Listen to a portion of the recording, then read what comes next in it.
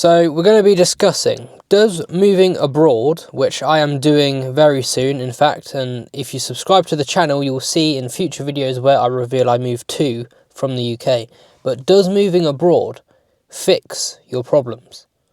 There's a lot of people struggling at the moment. There's a lot of people wondering if it's better elsewhere. We are constantly told that by predominantly older generations or middle-aged people, boomers I'd say, that say the grass isn't always greener. Now, I want to establish something very quickly in this video before we get on to the main points. You say the grass isn't always greener, assuming as if the person desiring to move abroad does not know that the world isn't as perfect as it seems online. People like me, young people, are very aware of the risks and dangers posed by other countries. We're very aware that it isn't all 100% sunny. But what I do have to say is, moving abroad, while it won't directly fix all your problems, it's a good start. The problem is, people go abroad thinking that just by being abroad, their problems aren't going to follow them.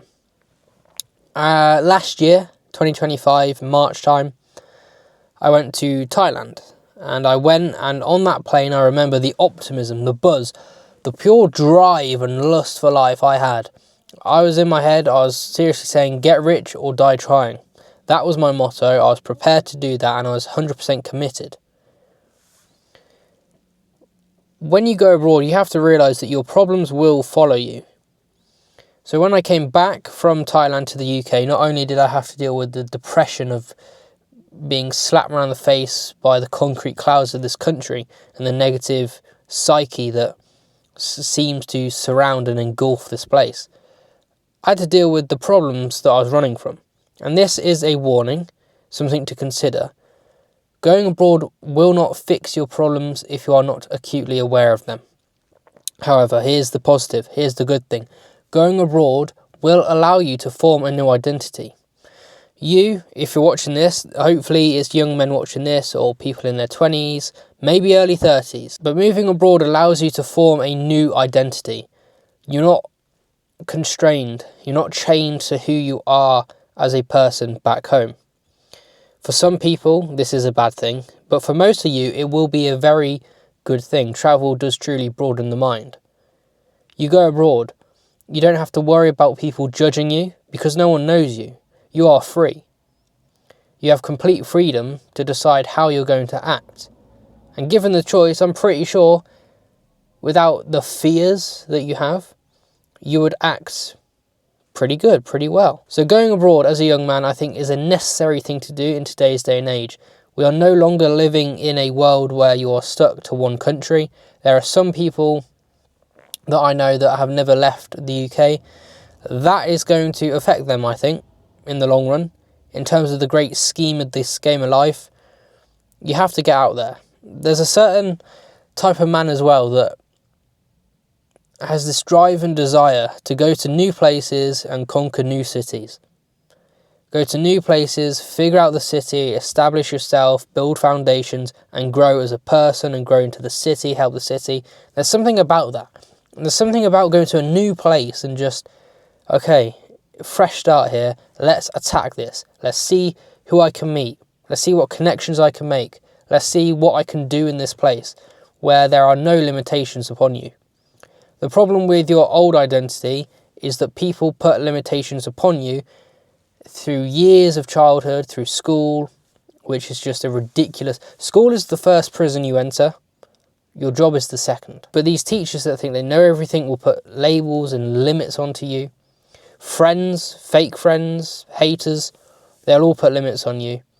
And over time, these habitual thought loops and habits, ways of being, ways of thinking, get ingrained into you as a person. And that is your identity. That's why when you go abroad and you come back, you realise that you kind of have to fit in. You feel like you have to constrain yourself. You have to limit your potential. And if there's one thing you take away from this video, is that you do not limit your potential.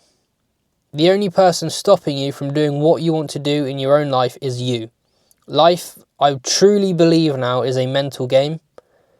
And the people that are in control of their mind, the people that understand themselves, have the most self-awareness, go further in life.